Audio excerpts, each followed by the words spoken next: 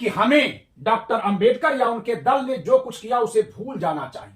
आपकी विचारधारा के अनुसार भी देश का विभाजन होते होते बच गया और उसके कुफल से आप बच गए। तो आखिर ये सरदार पटेल जी क्या कह रहे हैं कि आखिर डॉक्टर अंबेडकर जब विभाजन की बात कर रहे हैं और अल्पसंख्यकों और बहुसंख्यकों के टकराव पर विभाजन की बात कर रहे हैं तो उनको पाकिस्तान की बात करनी चाहिए, जिन्ना की बात करनी चाहिए, लेकिन वे हमेशा आयरलैंड और मिस्टर कार्सन की बात क्यों कर रहे हैं? कि आयरलैंड के जिस कार्सन का उल्लेख कर रहे हैं उस कार्सन और डॉक्टर अंबेडकर में क्या क्या सिमिलरिटीज है। ये है कार्सन और ये है डॉक्टर भीमराव अंबेडकर। कपड़े के स्टाइल में आप समानता देखेंगे। अब दोनों लोगों की मूर्तियां देख लीजिए। आप कार्सन की कोई भी मूर्ति देखेंगे हाथ उठा हुआ है। 8 वर्ष की अवस्था में कार्सन ने भी विवाह किया था, दूसरा विवाह किया था। हेलो दोस्तों, आप सभी का the logical Indian YouTube channel पर बहुत बहुत स्वागत है। मैं हूं एडवोकेट पंकज कुमार त्रिपाठी, लखनऊ से। आज की बात बहुत ही चौंकाने वाली है। डॉक्टर अंबेडकर किस दूसरे देश के नेता से प्रभावित थे, कितना उस देश के नेता का प्रभाव इनके जीवन में दिख रहा है, मैं इस सब पर चर्चा करूंगा। वीडियो थोड़ी लंबी होगी और बड़ी जिम्मेदारी के साथ मैं इस वीडियो को पेश कर रहा हूं कि इसमें जितने भी तथ्य हैं सब एकदम प्रामाणिक हैं। इसके आगे भी इस पर अध्ययन किया जाना चाहिए, लेकिन अभी हम इस पर आगे चर्चा करें इससे पहले 4 नवंबर 1939 को संविधान सभा में डॉक्टर भीमराव अंबेडकर ने जिस नेता का नाम लिया है वह नेता कौन है, पहले हम 4 नवंबर 1948 को संविधान सभा की डिबेट को देखते हैं। दोस्तों, 4 नवंबर 1948 को भारत की संविधान सभा में डॉक्टर भीमराव अंबेडकर बोल रहे हैं। संविधान मसौदा जांच समिति के अध्यक्ष के रूप में पहली बार वो बोल रहे हैं। बहुत लंबा यह भाषण है, लेकिन मुझे वह अंश दिखाना है कि जिसको सुनकर आपको लगेगा कि आखिर ये क्या कहना चाहते हैं। एक बात उनसे यह कहना चाहता हूं कि अल्पसंख्यक एक भयंकर विस्फोटक पदार्थ के समान होते हैं जो अगर फटा तो सारे राजकीय ढांचे को तहस नहस कर सकता है। यूरोप का इतिहास, ध्यान दीजिएगा दोस्तों, यही वो नाम आएगा। यूरोप का इतिहास इस बात का ज्वलंत प्रमाण है। दूसरी बात मैं यह कहना चाहता हूं कि भारत का अल्पसंख्यक समुदाय इस बात पर सहमत हो गया है कि वह अपने अस्तित्व को बहुसंख्यक समुदाय को सौंप दे। तो पहले तो यहां यूरोप का इन्होंने जिक्र किया कि यूरोप का इतिहास इस बात का ज्वलंत प्रमाण है। तो यूरोप के किस देश की बात कर रहे हैं? आयरलैंड का विभाजन रोकने के लिए जो बातचीत चली थी उसके सिलसिले में श्री रेडमांड ने मिस्टर कार्सन से यह कहा था कि प्रोटेस्टेंट अल्पसंख्यकों के लिए आप जो भी संरक्षण चाहते हो मांग लें। किसने कहा था? रेडमांड ने। किससे? कार्सन से। ये कार्सन किसके नेता हैं? अल्पसंख्यकों के। किंतु आयरलैंड को हमें अखंड रखना चाहिए। अखंड रखने की बात कौन कर रहे हैं? रेडमांड। सबको लेकर चलने की बात कौन कर रहा है? रेडमांड। किंतु आयरलैंड को हमें अखंड रखना चाहिए। इसके जवाब में कार्सन ने कहा था कि चूल्हे में जाए आपके संरक्षण, हम आपसे शासित होना नहीं चाहते।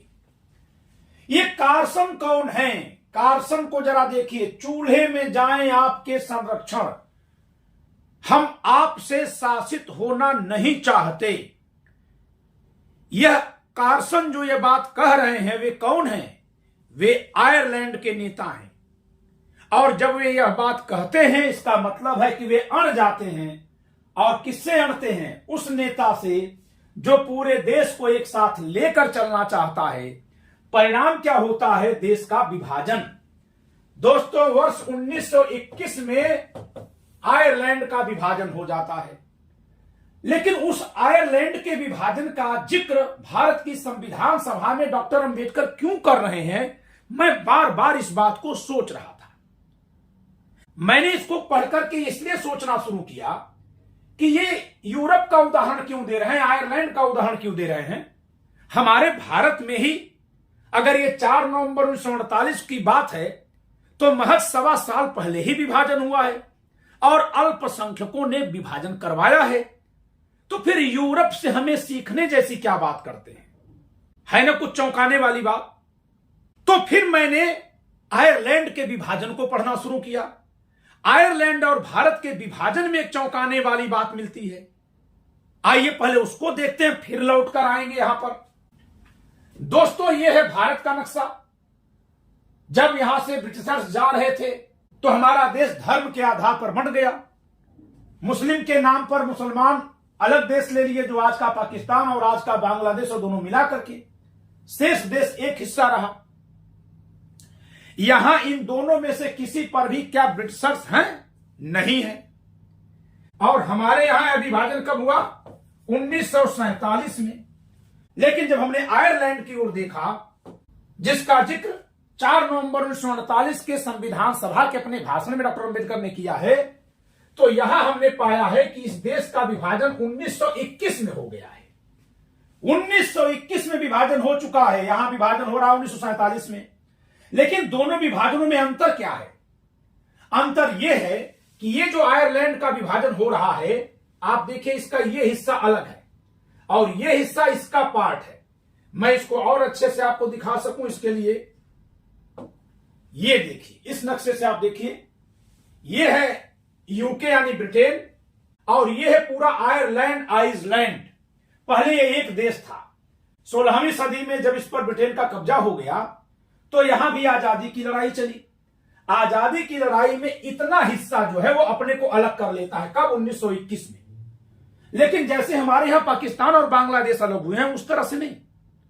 यहां पाकिस्तान और बांग्लादेश तो अपने खुद के शासन में अलग हुए, लेकिन इस इलाके के नेताजी ऐसे नेताजी थे, कार्सन महोदय, जो आयरलैंड के द्वारा होम रूल यानी आजादी की लड़ाई लड़ने का विरोध कर रहे थे। और वे इस हद तक आजादी की लड़ाई लड़ने का विरोध कर रहे थे कि अंत में इस इलाके को वे अलग करा करके यूके यानी ब्रिटेन के साथ कर देते हैं। यानी जहां भारत से जो पाकिस्तान अलग हुआ तो वह पाकिस्तान अलग देश बना, स्वतंत्र देश बना, वो ब्रिटेन का हिस्सा नहीं है। लेकिन यहां कार्सन ने जो 1921 में इस देश को अलग कराया, इतना टुकड़ा, वो आज भी ब्रिटेन के गुलामियत में चल रहा है, वो आज भी ब्रिटेन के साथ है। साथ कह देना तो एक औपचारिकता है। जब आप दोनों के पावर को देखेंगे, दोनों की प्रॉस्पेरिटी को देखेंगे, दोनों की हैसियत को देखेंगे, तो आज भी यहां इसकी तुलना में आधे भी संसाधन नहीं है। तो कार्सन यहां इसको अलग देश जब करा रहे थे तो अपने नेतृत्व में क्यों नहीं लेकर चले? दरअसल उनके पास इतनी क्षमता नहीं थी, या जिन लोगों के दम पर वो लड़ाई लड़ रहे थे उन लोगों में इतनी क्षमता नहीं थी कि उनके सामर्थ्य से एक अलग देश बनाया जा सके। लेकिन ये इन लोगों को ज्यादा वरीयता दिए अपने खुद के देश के नागरिकों के ऊपर। और इस नाते 1921 में यह देश दो हिस्से में बटा, जैसे भारत 1947 में दो हिस्से में बटा। लेकिन यहां जहां दोनों अलग अलग स्वतंत्र मुल्क बने, वहां ये दो स्वतंत्र मुल्क नहीं बने, बल्कि एक देश का इतना हिस्सा तो आजाद हो गया जो ग्रे कलर में है, और ये हिस्सा तब से आज तक गुलाम है। बाद में वहां कई बार आंदोलन चलाए गए हैं। वर्ष 1998 में थोड़ा बहुत और अधिकार दे दिया गया है। आज भी उत्तरी आयरलैंड यूके का एक हिस्सा है। तो जब मैंने ये पढ़ा तो मेरा दिमाग चौंका कि आखिर डॉक्टर अंबेडकर जब विभाजन की बात कर रहे हैं और अल्पसंख्यकों और बहुसंख्यकों के टकराव पर विभाजन की बात कर रहे हैं, तो उनको पाकिस्तान की बात करनी चाहिए, जिन्ना की बात करनी चाहिए। लेकिन वे हमेशा आयरलैंड और मिस्टर कार्सन की बात क्यों कर रहे हैं? सोचने वाली बात है ना दोस्तों। तब मैंने जाकर के वहां पाया कि कार्सन जो है अपने देश को औपनिवेश बनाकर ही रखना चाह रहे थे। वे कहते थे कि जब तक यहां अंग्रेज हैं तब तक ठीक है। और डॉक्टर भीमराव अंबेडकर भी यही बात कहते थे। लेकिन थोड़ा और भी कुछ टटोलते हैं, और भी कई बातें हैं, फिर हम आते हैं यहां पर। दोस्तों, ये संविधान सभा में 24 जनवरी 1947 की डिबेट चल रही है। माननीय पंडित गोविंद वल्लभ पंत जी, यानी कि उस समय संयुक्त प्रांत के मुख्यमंत्री, तब प्रधानमंत्री कहा जाता था, हैं और संविधान सभा के सदस्य हैं। 24 जनवरी 1947 को जब इनका मैं भाषण पढ़ रहा हूं तो मुझे बहुत अचंभा हुआ कि आखिर क्या कहना चाह रहे हैं। ये कुल मिलाकर के यहां यह कहना चाह रहे हैं कि चाहे जितना भी संयुक्त राष्ट्र संघ में नियम लिख दिए जाएं, लेकिन उससे कोई फायदा नहीं होगा जब तक देश के बहुसंख्यक अपने अल्पसंख्यकों के हितों की चिंता नहीं करेंगे, तब तक अल्पसंख्यक सुरक्षित नहीं रहेंगे। जरा इसी संदर्भ में इनकी बात को पढ़िएगा, सुनिएगा, समझिएगा। इन नवनिर्मित राज्यों में जो अल्पसंख्यक थे, उन्हें उन राज्यों में, उन देशों में जो अल्पसंख्यक थे, इन संयुक्त और साथी राष्ट्रों ने आश्वासन दिए, अंतर्राष्ट्रीय परिषद और राष्ट्र संघ ने घोषणाएं प्रकाशित कराई, पर उन सबका परिणाम क्या हुआ? इन राज्यों में रहने वाले अल्पसंख्यकों पर इतने नृशंस अत्याचार, भीषण दबाव और घोर जुल्म हुए जैसे जितने कि अन्य किन्हीं अल्पसंख्यकों पर न हुए होंगे। और उन अल्पसंख्यक जातियों में से कुछ तो अपना अस्तित्व तक खो बैठी और न जाने कहां गायब हो गई। अब यहीं पर जरा ध्यान दीजिएगा, यह अत्यंत महत्वपूर्ण लाइन है। पंडित गोविंद वल्लभ पंत जी कह रहे हैं, अल्पसंख्यकों को अपनी रक्षा के लिए बाहरी शक्ति की ओर नहीं देखना चाहिए। बाहरी शक्ति, जैसे आकर्षण यूके की तरफ देख रहे थे, इससे उन्हें कोई सहायता नहीं मिलेगी। इतिहास से जो पाठ मिला है, कहां के इतिहास से सोचना होगा, उसे भुला नहीं देना चाहिए। उनको यह पाठ अपने हृदय और मस्तिष्क में जमा लेना चाहिए कि उन्हें इन लोगों से ही रक्षा प्राप्त हो सकती है जिनके बीच में ये रहते हैं, तथा पारस्परिक शुभेच्छा, विश्वास, हार्दिक बंधुत्व और शुभ चिंतन स्थापित करके ही बहुसंख्यक और अल्पसंख्यक सभी के हितों की रक्षा हो सकती है। ये कहां के इतिहास की बात कर रहे हैं? इतिहास से जो पाठ मिला है उसे नहीं भुला देना चाहिए। एक तो इतिहास भारत का ही है जहां विभाजन हुआ है, लेकिन भारत के विभाजन में तो विदेशी शक्ति जैसी कोई बात है नहीं कि कहीं सहायता मांग रहे हो, आ रहे हैं, करवा रहे हैं। आखिर ये क्यों कह रहे हैं कि अल्पसंख्यकों को विदेशी शक्तियों से कोई लाभ नहीं मिलता है? बहुत सारा प्रावधान लिखा गया था, लेकिन कई ऐसे देश थे जहां अल्पसंख्यक और बहुसंख्यक आपस में भिड़ गए, वे कानून कोई रखवाली नहीं कर पाए और अल्पसंख्यक वहां से गायब हो गए। तो जाहिर सी बात है, ये पाकिस्तान बनाने वाले अल्पसंख्यकों की बात नहीं कर रहे हैं। ध्यान दीजिएगा दोस्तों। और उधर डॉक्टर भीमराव अंबेडकर ने क्या कहा था कि हम आयरलैंड के अल्पसंख्यक नेताओं की तरह नहीं हैं, जिन्होंने दो टूक कह दिया कि भाई में जाएं आपके संरक्षण उपाय, हम आपसे शासित होना नहीं चाहते। तो शासित हो किससे रहे हैं? कार्सन के योजना पर चल करके उत्तरी आयरलैंड के लोग किससे शासित हो रहे हैं? उसी से शासित हो रहे हैं जिससे उस बात को कहने से पहले भी शासित हो रहे थे। अब दोस्तों, यह 28 अगस्त 1947 ईस्वी का तत्कालीन गृह मंत्री माननीय सरदार वल्लभ भाई पटेल जी का भाषण है। और आप जान रहे हैं कि 29 अगस्त 1947 को, यानी एक दिन बाद, संविधान मसौदे की जांच समिति की स्थापना होगी। आज के दिन पर डॉक्टर भीमराव अंबेडकर कानून मंत्री हैं, जिस तारीख को यह बहस हो रही है। फिर भी जरा देखिए सरदार पटेल जी क्या कह रहे हैं डॉक्टर भीमराव अंबेडकर जी के बारे में।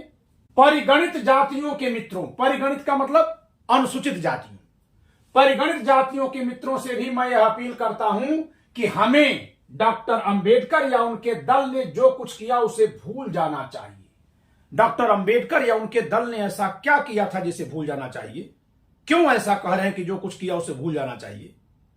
ध्यान दीजिएगा, आपने जो कुछ किया उसे हम भूल जाना चाहिए। आपकी विचारधारा के अनुसार भी देश का विभाजन होते होते बच गया और उसके कुफल से आप बच गए। तो आखिर ये सरदार पटेल जी क्या कह रहे हैं? हिंदुओं में से बहुसंख्यक लोग आपका हित चाहते हैं, उनके बिना आपका क्या हाल होगा, इसलिए उनके विश्वास भाजन बनिए और यह भूल जाइए कि आप परिगणित जातियों के लोग हैं। तो सरदार पटेल जी भी इन्हीं को कह रहे हैं, बहुसंख्यक यहां प्रयोग कर रहे हैं। अब हम चलते हैं एक और दस्तावेज पर। डॉक्टर अंबेडकर ने भारत की संविधान सभा में अपनी पार्टी की ओर से जो संविधान प्रस्तुत किया है अप्रैल 1947 में, उसमें उन्होंने अल्पसंख्यक किसे माना है, जरा इस पर ध्यान देते हैं दोस्तों। इसका उल्लेख मैं बाबा साहब डॉक्टर अंबेडकर संपूर्ण वांग्मय के खंड 2 से करना चाहूंगा।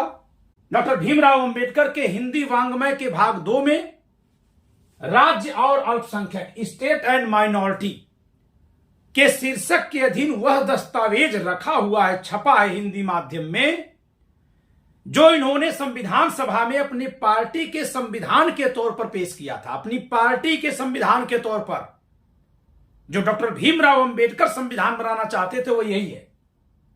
यह अप्रैल 1947 में ही पेश कर दिया था उन्होंने। तो जरा हम इससे पढ़ते हैं, पृष्ठ संख्या 153 पर है। यह है दोस्तों, राज्य और अल्पसंख्यक उनके अधिकार क्या है, उन्हें स्वतंत्र भारत के संविधान में कैसे सुनिश्चित किया जा सकता है।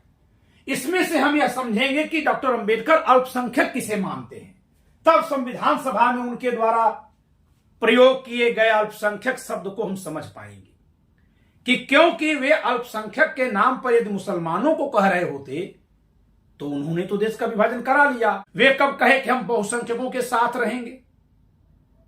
यानी डॉक्टर अंबेडकर की नजर में जब वो 4 नवंबर 1948 को भाषण दे रहे हैं तो कोई और है जो अल्पसंख्यक है। देखिए कौन है, इनके इसी प्रारूप से हम उसको समझेंगे। भाग 5 में लिखते हैं कि भारत सरकार अधिनियम 1935 के अधीन जारी किए गए भारत शासन अनुसूचित जाति आदेश 1936 में यथा परिभाषित अनुसूचित जातियां अनुच्छेद 2 के प्रयोजनों के लिए अल्पसंख्यक समझी जाएंगी, कि अनुसूचित जातियों को अल्पसंख्यक माना जाएगा। कब कह रहे हैं? अप्रैल 1947 में जब अपने पार्टी का ड्राफ्ट दे रहे हैं। और यहीं तक नहीं, अनुच्छेद 2 के प्रयोजनों के लिए जो कोई जाति एक राज्य में अनुसूचित जाति है वह संघ के सभी राज्यों में अनुसूचित जाति मानी जाएगी। तो हर एक अनुसूचित जाति को अल्पसंख्यक समझा जाएगा और किसी भी राज्य में यदि कोई जाति अनुसूचित जाति में शामिल की जाती है तो पूरे भारत के लिए उसको अनुसूचित जाति का माना जाएगा। इसका इंग्लिश वर्जन यहां देख लेते हैं। For the purposes of article 2 the schedule caste as defined in the government of India schedule caste order 1936 issued under the government of India of 1935 shall be deemed to be a minority, shall be deemed to be a minority, shall be deemed to be a minority. For the purposes of Article 2, a caste which is a scheduled caste in one state shall be treated as a scheduled caste in all states of the union. तो आपने clear देख लिया कि अप्रैल 1947 में doctor Ambedkar जब अपनी party की ओर से संविधान पेश करते हैं, अपनी पार्टी का संविधान, तो उस संविधान में जिसका शीर्षक है राज्य और अल्पसंख्यक, अनुसूचित जाति को अल्पसंख्यक घोषित करने की मांग करते हैं, जो मांग वो 1932 में गोलमेज सम्मेलन में किए थे। उसी मांग को फिर दोहराते हैं। और एक बात और बता दूं कि अपने इस संविधान में जिसका शीर्षक है राज्य एवं अल्पसंख्यक, वह किसी अन्य धार्मिक समूह को या अन्य समूह को अल्पसंख्यक नहीं कहते हैं, या कहते भी हैं तो एक लाइन में कहीं केवल अल्पसंख्यक कह के उसे हटा देते हैं, साइड लगा देते हैं। सारी चर्चा केवल और केवल अनुसूचित जाति पर ही वो करते हैं। तो अब जरा देखिए कि हम एक बार फिर चलते हैं कि डॉक्टर भीमराव अंबेडकर अनुसूचित जाति को अल्पसंख्यक कह रहे हैं और कह रहे हैं कि यहां बहुसंख्यकों के साथ हम रह तो लिए, यूरोप में आयरलैंड में नहीं रहे। तो इसका मतलब है कि वे किसकी बात कर रहे हैं? वे खुद की बात कर रहे हैं। जो 4 नवंबर 1948 को उन्होंने बोला है वह बात वो अपने पर कह रहे हैं कि यूरोप के कार्सन ने तो स्वीकार नहीं किया, आयरलैंड के कार्सन ने, लेकिन हम हैं कि चलिए बहुसंख्यकों का शासन स्वीकार कर लेते हैं। यह बात उन्होंने कही है। अब अगली बात पर हम चलते हैं कि आयरलैंड के जिस कार्सन का उल्लेख कर रहे हैं उस कार्सन और डॉक्टर अंबेडकर में क्या क्या सिमिलरिटीज है। यह है कार्सन और यह है डॉक्टर भीमराव अंबेडकर। ये इनका तब का फोटो है जब ये गोलमेज सम्मेलन में जा रहे हैं, जहाज पर चढ़ रहे हैं। और यह है कार्सन। दोनों लोगों में एक बहुत बड़ी सिमिलरिटी यह है कि दोनों ही अपने यहां के आजादी की लड़ाई के खिलाफ वहां के ब्रिटिश शासन के साथ खड़े थे। अब अगर कोई कहेगा हमसे कि भारत में कहां ऐसा था, सबूत एकदम पक्के पक्के हैं। पहली बात, गोलमेज सम्मेलन में आप रहते हैं, गांधी जी वहां से लौट आते हैं, आते ही उनको गिरफ्तार करके जेल में डाला जाता है। और जिस बात पर वो मना करके आए थे ब्रिटेन में, यहां तक कि प्रधानमंत्री तक से मना करके आए थे कि अछूतों का नेता मैं हूं, सारे हिंदू समाज का नेता मैं हूं, आपने मुसलमानों को अलग कर दिया, सिखों को अलग कर दिया, पारसियों को अलग कर दिया, अब आप हिंदुओं में अलग अलग जातियों और वर्गों को मत बांटिए। अंबेडकर हमारे हिस्से हैं, लेकिन अंबेडकर सबके नेता नहीं है, हम सबके नेता हैं। अगर आप बांटेंगे तो इसकी कीमत चुकानी पड़ेगी। यह कह करके वहां से गांधी जी लौट आते हैं। गांधी जी सही थे कि अंबेडकर जी सही थे, इस पर हम चर्चा बाद में करेंगे। लेकिन अंग्रेजी सरकार ने जो किया, अभी चर्चा उस पर कर रहे हैं कि लेकिन जब गांधी जी लौट आते हैं तो वहां दिसंबर में इस बात पर फैसला होता है कि डॉक्टर भीमराव अंबेडकर की मांग और गांधी जी की मांग दोनों को मिला करके हम फैसला करेंगे। कौन कहता है? ब्रिटिश सरकार। जबकि करती क्या है, डॉक्टर अंबेडकर जितना मांगे थे उससे ज्यादा इन्हीं के हिसाब से दे देती है। यानी गांधी जी जिस एक बात का विरोध किए थे उस एक बात पर तो नहीं ही माने, एक और बात को पूरा कर दिए, एक और कुछ दे दिए। ये अछूतों के लिए पृथक निर्वाचक मंडल चाह रहे थे, जहां अछूत लोगों की सीट अलग होती, उन्हीं का प्रत्याशी उन्हीं का वोट होता। जैसे मुसलमानों की सीट अलग थी, उन्हीं के प्रत्याशी उनके वोट थे। लेकिन इनको अंग्रेजों ने क्या दे दिया? इनको डबल वोट दे दिया। ये तो गए थे केवल पृथक निर्वाचक मंडल मांगने, तो इनको पृथक निर्वाचक मंडल भी दिया, यानी ऐसी भी सीट दिया जिन पर अछूत ही चुनाव लड़ेंगे, अछूत ही वोट देंगे। साथ ही अछूतों को शेष अन्य को भी वोट देने का अधिकार बनाए रखा, अन्य में भी चुनाव लड़ने का अधिकार बनाए रखा। तो इस तरह से अंबेडकर जी जितना मांगने गए थे उससे ज्यादा उन्होंने दे दिया, जबकि गांधी जी ने अलगाव को रोकने की बात की थी और इधर गांधी जी को जेल में डलवा दिया। कई बार पत्राचार होने पर भी नहीं माने। उस घोषणा का नाम ही था कम्युनल अवार्ड, सांप्रदायिक घोषणा। आप नाम पढ़ लीजिए, रैमजे मैकडोनाल्ड कम्युनल अवार्ड 1932। और ये भी कहते थे, देखिए, we will not have home rule, हम होम रूल नहीं चाहते। और ये क्यों कहते थे, ये देखिए, इस चित्र से समझिए। यहां पर कई काउंटी थी, किसमें? आयरलैंड में। 1 2 3 4 4 काउंटीज में आयरलैंड को रूल कर रहे थे ब्रिटिशर्स। वो किसी भी इलाके को बांट देते थे, वहां के लोगों को बांटते थे, फिर उसके बाद उसमें अलग अलग क्षेत्र ताकि आगे बांट सके, ऐसी व्यवस्था करते थे। तो ये देखिए, वहां के कार्टूनिस्ट ने एक कार्टून बनाया है कि आयरलैंड नाम का एक वृक्ष है, ये जो देश है, इस देश में 4 काउंटीज हैं। यहां देखिए 4 ब्रांचेज हैं, Munster, Leinster, Connacht and Ulster.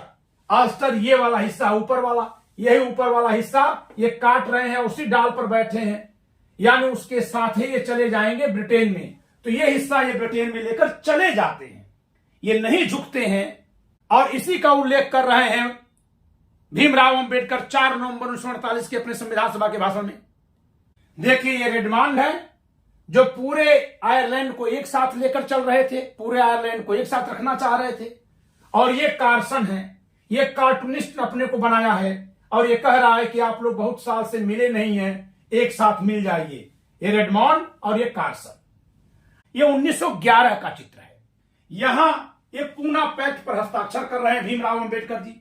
यानी यहां ये जो मदन मोहन मालवीय जी हैं, तेज बहादुर सप्रू जी हैं, ये लोग यरवदा जेल में डॉक्टर भीमराव अंबेडकर को ले आते हैं और यहां जो है पूना पैक्ट हो जाता है। लेकिन पूना पैक्ट हो जाने के बाद भी अंबेडकर जी ये कहते हैं कि हमें तो एक दबाव में समझौता करना पड़ा, अन्यथा मैं सहमत नहीं हूं। और आगे भी उसी लाइन पर चल रहे हैं। किस लाइन पर?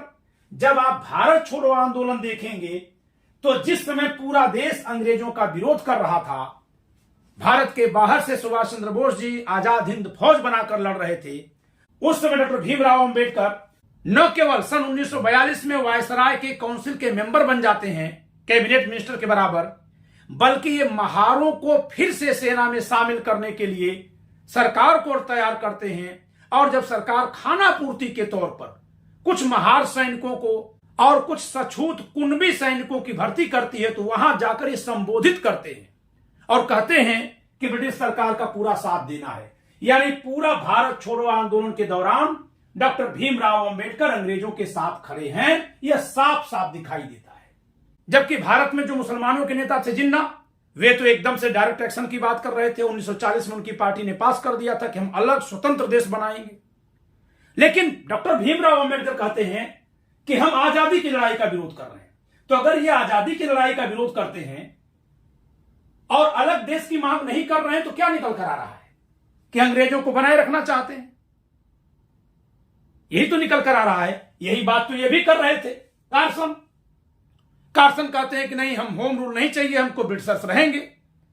वहां अलगाव करने के लायक था, भौगोलिक क्षेत्र ऐसा था कि उसका विभाजन कर सकते थे अंग्रेज, उन्होंने कर दिया। और आज भी जिस इलाके को इनके माध्यम से औपनिवेशिक बनाकर ही रखा गया, आज तक वो ब्रिटेन का हिस्सा बना हुआ है, लेकिन ब्रिटेन के बराबर नहीं हो गया है। ये भले ही ब्रिटेन के ठीक बगल में है, लेकिन ब्रिटेन के बराबर नहीं हो गया, ब्रिटेन के जैसी इसकी तरक्की नहीं हुई है, जबकि ये जो हिस्सा आजाद हो गया है ये बहुत आगे निकल गया है। तो अगर डॉक्टर अंबेडकर अंग्रेजों के खिलाफ आजादी की लड़ाई का विरोध कर रहे थे और वो जिन्ना की तरह अलग देश भी नहीं मांग रहे थे, तो क्या वे उसी तरह से बात नहीं कर रहे थे जैसे कार्सन कर रहे थे? फिर जैसे कार्सन ने कहा है कि हमें होम रूल नहीं चाहिए, भाड़ में गया बहुसंख्यकों का शासन, कार्सन ने यहां तक कहा है कि हमारे लिए साम्राज्यवाद ही ठीक है। वैसे डॉक्टर भीमराव अंबेडकर ने भी अपने वांग्मय में लिखा है कि हमें शेष हिंदुओं की सत्ता से अच्छा है साम्राज्यवाद। अगली एक बात है, इनकी भी अपनी एक प्राइवेट सेना है, ठीक उसी तरह की सेना समता सैनिक दल इनका भी है, जिसकी परेड लेते हैं उसका एक ड्रेस रहता है। तो ये दोनों भी समानता दिख रही है। कपड़े के स्टाइल में आप समानता देखेंगे। अब दोनों लोगों की मूर्तियां देख लीजिए, आप कार्सन की कोई भी मूर्ति देखेंगे हाथ उठा हुआ है, ठीक उसी तरह से डॉक्टर भीमराव अंबेडकर का भी हाथ उठा हुआ है।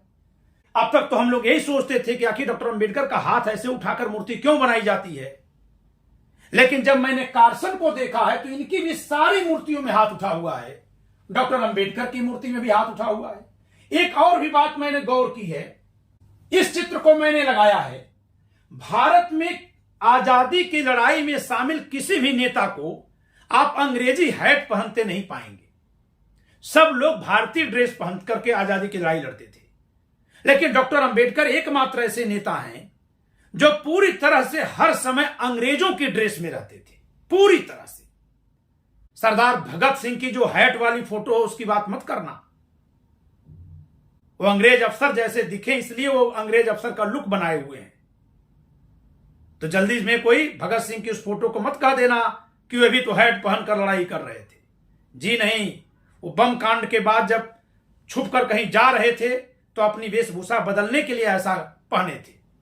तो ये आपने देखा, कपड़ों में समानता, मूर्तियों में समानता, विचारों में समानता। अब एक और समानता आप देखिए, आश्चर्यजनक समानता। कार्सन ने भी दूसरा विवाह किया था वर्ष 1914 में, कि 1854 में पैदा हुए थे। डॉक्टर भीमराव अंबेडकर 1891 में पैदा हुए हैं। तो अगर इनकी तुलना में इनको देखें तो 37 ईयर्स, 37 वर्ष छोटे हैं। कौन? डॉक्टर अंबेडकर। ये 1921 में ही अपने देश का विभाजन करा करके ब्रिटिश साम्राज्य के अधीन रह लेते हैं। यहां पर 1946 में अंतरिम सरकार बन जाती है पंडित जवाहरलाल नेहरू की, और वायसराय के काउंसिल को हटा दिया जाता है, जिसमें लेबर मेंबर थे, इनका पद समाप्त हो जाता है। बाद में जब देश आजाद हो जाता है 15 अगस्त 1947 को, तब फिर से इनको कानून मंत्री के तौर पर भारत की आजाद सरकार ने अपने साथ जोड़ा है। अंग्रेजों ने तो जैसे ही देश आजाद कर दिया इनको छोड़ दिया था। और अगली बात कि यहां 60 वर्ष की अवस्था में कार्सन ने भी विवाह किया था, दूसरा विवाह किया था। 57 वर्ष की अवस्था में डॉक्टर भीमराव अंबेडकर ने भी विवाह किया है। मैं दोस्तों हतप्रभ हूं इस तरह की समानता देख करके, और अभी और बहुत कुछ मैंने पाया है जो एक वीडियो में बता पाना संभव नहीं है। मैं आश्चर्यचकित हूं कि क्या किसी ऐसे व्यक्ति के विचारधारा पर यह देश चलेगा जो आजादी की लड़ाई में रत्ती भर भरोसा न रखता हो। यह सवाल उठेगा देश के सामने। दोस्तों, भारत के संविधान के मूल कर्तव्य में यह लिखा हुआ है। दोस्तों, भारत के संविधान में जो मूल कर्तव्य जोड़े गए हैं उसमें दूसरे मूल कर्तव्य के तौर पर लिखा गया है कि भारत के प्रत्येक नागरिक का यह कर्तव्य होगा कि वह स्वतंत्रता के लिए हमारे राष्ट्रीय आंदोलन को प्रेरित करने वाले उच्च आदर्शों को हृदय में संजोए रखे और उनका पालन करे। अब सवाल यह बनता है कि डॉक्टर भीमराव अंबेडकर तो स्वतंत्रता आंदोलन के पक्षधर ही नहीं थे, यह आजादी की लड़ाई को अपने लिए खराब मानते थे। इन्होंने अपने वांग्मय में कई बार इसका जिक्र किया है। और इस समय जबकि मैं डॉक्टर अंबेडकर पर वीडियोज बना रहा हूं, आलोचनात्मक वीडियोज बना रहा हूं, तो इनके कई मानने वालों का जब मेरे पास फोन आ रहा है या मैसेज आ रहा है, व्हाट्सएप चैटिंग हो रही है, तो वे लोग एकदम सीधे इस शब्द में बोल रहे हैं कि आजादी से फायदा क्या हुआ। आपको आश्चर्य होगा, आज जब एक सज्जन से मेरी चैटिंग हो रही थी तो मैंने उनको जतीन दास की फोटो भेजकर पूछा है कि ये जतीन दास हैं, इन्होंने देश की लड़ाई में क्या योगदान दिया था, आप जानते हैं? तो उन्होंने कहा कि चाहे कोई भी योगदान दिए हूं, उन अंग्रेजों को ही तो भगाना चाहते थे जो इस देश में तरक्की कर रहे थे, रेल बना रहे थे, निर्माण कर रहे थे। तब जब मैंने बताया कि नहीं, इन्होंने जेल में जिन कैदियों के साथ अमानवीय व्यवहार करते थे अंग्रेज, उनके खिलाफ किए जाने वाले अमानवीय अत्याचारों के खिलाफ आवाज उठाए थे और आवाज बाहर तक जा सके, इसके लिए उन्होंने भूख हड़ताल की थी और 63 दिनों तक भूखा रहने के बाद उनकी मृत्यु हो गई थी। तब उस व्यक्ति ने कहा कि यह सब का कोई मतलब नहीं। तो मैं पूछता हूं कि एक तरफ जहां भारत का संविधान कहता है कि भारत के स्वतंत्रता आंदोलन के उच्च आदर्शों को हृदय में संजोए रखे जाए, वहीं दूसरी तरफ भारत में एक विचारधारा ऐसी दिखाई दे रही है जो आजादी की लड़ाई को ही बेमतलब ही नहीं बल्कि अपने खिलाफ मान रही है। तो ऐसी विचारधारा इस देश को कितना आगे ले जाएगी, कितनी उपयोगी है, यह सब सोचना सबका कार्य है, सब लोग सोचें। लेकिन एक बात तो पूछने की है दोस्तों, सोचने की है कि क्या उस समय के हमारे आजादी के नायक नेता इस विचारधारा से, आयरलैंड में हो रही घटनाओं से क्या अनभिज्ञ थे? क्या वे नहीं जान रहे थे कि आयरलैंड का एक नेता इसी आधार पर अपने देश के एक हिस्से का विभाजन करवा दिया है और उसको अभी तक गुलाम बनवा कर रखा है? यानी जिस दिन संविधान सभा कार्य कर रही थी भारत में, वह तो आज भी इलाका गुलाम है आयरलैंड का। आखिर जब संविधान सभा में सरदार पटेल जी यह बात कह रहे हैं, पंडित गोविंद बल्लभ पंत जी इशारे में ये बात कह रहे हैं और इशारे में ही 4 नवंबर 1948 को डॉक्टर अंबेडकर अपनी उस बात को फिर दोहरा दे रहे हैं, क्या तब भी सतर्क होने की आवश्यकता नहीं थी? क्या अगर हम लोग आज इन पॉलिसीज को पढ़ ले रहे हैं, खोज ले रहे हैं, तो दुनिया के अन्य देश के लोग इस तरह के खाई को जो हमारे बीच पड़ी हुई है उसको नहीं देख रहे होंगे, नहीं सुन रहे होंगे? यह अत्यंत गंभीर विषय है और इस पर चिंतन और चर्चा होनी चाहिए। मैं फिर से स्पष्ट कर दूं कि मैं डॉक्टर भीमराव अंबेडकर या किसी भी अन्य नेता के खिलाफ होकर यह सब बातें कर रहा हूं। ऐसा सोचना यह मेरे प्रति अन्याय है और संविधान में दिए गए स्वतंत्र व्यक्ति के मूल अधिकार के खिलाफ है। मैं इन लोगों की लेखनी से ही जो पा रहा हूं उसी के आधार पर प्रस्तुत कर रहा हूं। हां, अब यह सोचना आपका कार्य है कि अंबेडकर जी के नाम पर, इनके विचारों के आधार पर जो अंबेडकरवादी विचारधारा चली है, क्या अभी भी वह उसी रूप में चल रही है जिस रूप में इनको कार्सन के विचार पसंद आते थे? क्योंकि वैचारिक एकता तो दिख रही है। या आज की अंबेडकरवादी विचारधारा ने संविधान के बन जाने के बाद कोई बदलाव कर लिया है? यदि कर लिया है तो बहुत अच्छा है, और नहीं किया है तो मेरा उनसे निवेदन है कि सबके साथ जुड़ने, सबके साथ चलने के लिए उनको अपने आप में बदलाव करना चाहिए। इस वीडियो में इतना ही। वीडियो पर अपने विचार कमेंट के जरिए जरूर दीजिएगा। वीडियो लाइक करिएगा, शेयर करिएगा, चैनल सब्सक्राइब न किया सब्सक्राइब करिएगा। जय संविधान।